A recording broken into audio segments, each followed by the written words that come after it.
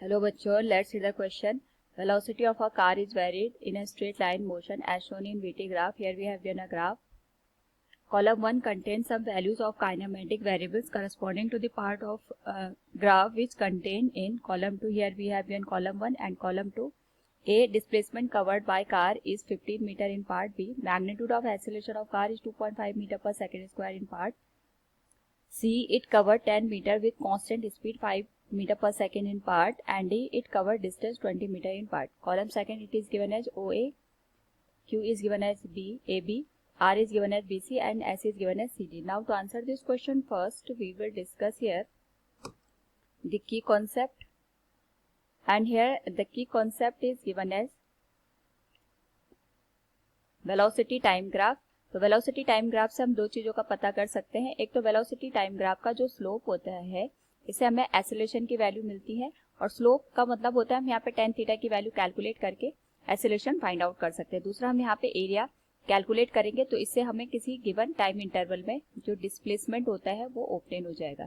Question के according यहाँ पे अगर हम ऑब्जर्व करें, it is stating that in column 1 displacement covered by car is 15 metre in part. जितनी भी हमारे पास वैल्यूज है, अगर हम उनमें देखें तो हमें डिस्प्लेसमेंट निकालें तो हम एरिया निकालेंगे. जैसे एरिया अंडर द कर्व, ये हमारे पास पार्ट आ गया, इसका हम एरिया निकाल सकते हैं. ए से बी का जो पार्ट है, यहाँ का हम एरिया निकाल सकते हैं. तो जितने भी हमारे पास यहाँ पे ग्राफ में डिफरेंट वैल्यूज दे रखी है, उसके करस्पॉन्डिंग अगर हम यहाँ पे एरिया फाइंड आउट करें, तो जब ये बी से सी तक मोशन कर रहा है, उस पर्टिकुलर केस में अगर हम देखें तो जो जितना भी एरिया इसके कर्व के अंदर यहाँ पे कवर हो रहा है, उसका अगर हम वैल्यू फाइंड आउट करें तो हमें डिस्प्लेसमेंट मिल जाएगा. तो अगर हम यहाँ पे एरिया निकाले, area for time period 4 to 6 second के लिए, तो ये हमारे पास एक ट्रेपेजियम बन रहा है. ट्रेपेजियम होता है 1/2 into sum of the parallel side. तो इसकी दो पैरेलल साइड ये हैं, एक तो 5 के बराबर है और दूसरा हमारे पास यहाँ पे 10 के बराबर है. तो सम आ जाएगा 10 + 5 multiplied with distance between two parallel side, तो ये आ जाएगा 4 and this is 6. 6 - 4 this will become 2. तो 2 से 2 कैंसिल हो जाएगा, दिस विल बिकम 15 मीटर. तो हमारे पास जो बी से लेके सी का पार्ट है, that is displacement covered by car in 15 metre, so it will match with R. इसी तरीके से अगर हम देखें, magnitude of acceleration of car is 2.5 metre per second square in part. तो यहाँ पे हमें क्योंकि एक्सेलरेशन निकालना है, तो हम ए से बी ओ से लेके ए तक का पार्ट देखेंगे एक्सेलरेशन के लिए. तो ओ से लेके ए तक का जो एक्सेलरेशन होगा, that will be given as, इसका हम यहाँ पे स्लोप निकालेंगे. स्लोप का मतलब हो गया tan थीटा. tan थीटा अगर हम यहाँ पे कैलकुलेट करें, दैट विल परपेंडिकुलर. तो ओ से लेके ए का परपेंडिकुलर यहाँ पे 5 है और बेस की वैल्यू यहाँ पे यानी टाइम की वैल्यू 2 के बराबर है, तो ये आ जाएगा 2.5 मीटर पर सेकंड स्क्वायर. इसी तरीके से अगर हम बात करें ए टू बी, तो एक्सेलरेशन 0 हो जाएगा. बी टू सी की अगर हम बात करें यहाँ पे, तो हमारे पास यहाँ पे बी टू सी के लिए जो स्लोप बन रहा है, दैट इज यहाँ से यहाँ की जो डिस्टेंस आएगी वो 10 - 5 के बराबर आएगी, और टाइम इंटरवल हमारे पास यहाँ पे 2 के बराबर है. तो अगेन ये भी हमारे पास यहाँ पे 2.5 मीटर पर सेकेंड स्क्वायर आ गया. अगेन अगर हम बात करें सी टू डी, ये जो पोर्शन हमारे पास दे रखा है, इसके लिए हमारे पास जो स्लोप है, this will be the slope.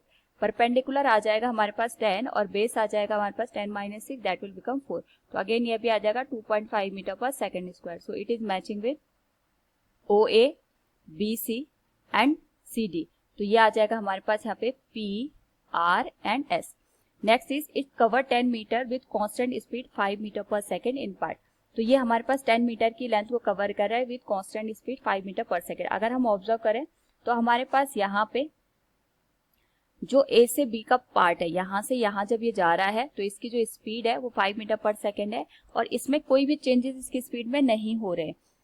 हम देख सकते हैं कि इस पर्टिकुलर केस में अगर मैं इसका एरिया फाइंड आउट करूं, तो हमारे पास जो एरिया आएगा, that will be given as area of part A B. A B के नीचे जितना भी पोर्शन कवर हो रहा है, that will be given as, ये एक रेक्टेंगल बन रहा है, लेंथ इंटू विड्थ के बराबर. इसकी जो लेंथ है, अगर हम इसको देखें, यहाँ पे लेंथ 5 है और विड्थ आ जाएगी 4 - 2, तो ये आ जाएगा हमारे पास 5 × 4 - 2, दिस विल बिकम 10 मीटर. तो इस पर्टिकुलर केस में हमारे पास यहाँ पे जो वैल्यू निकल के आएगी, that will be 10 metre. So we can say here C will match with Q part, that is A B.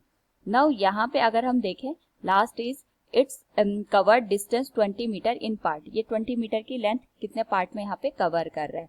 तो अगर हम देखें यहाँ पे, जब ये C से D की पोजीशन में अपने आप को वेलोसिटी में चेंज कर रहा है, इतना जो पूरा का पूरा पोर्शन है, अगर हम इसको ऑब्जर्व करें तो ये हमारे पास एक ट्रायंगल बन रहा है। इस ट्रायंगल का जो एरिया है that will be given as half base आ जाएगा 10 minus 6, that will become 4 into base into height आ जाएगी 10 के बराबर। सॉल्व करें अगर हम इसको तो ये बन जाएगा हमारे पास 20 मीटर। तो इस पर्टिकुलर केस में हमारे पास जो डिस्प्लेसमेंट है वो 20 मीटर के बराबर है।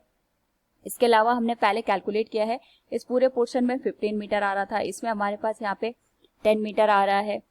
तो एक केवल यही पोर्शन बच रहा है जिसमें हमारे पास जो डिस्प्लेसमेंट है वो 20 मीटर के बराबर आ रहा है। सो it will match with CD, that will match with S. So A is matching with R, B is matching with P, R and S, C is matching with Q and D is matching with S. So option A is the right one. Hopefully you understood it. Thank you and best of luck.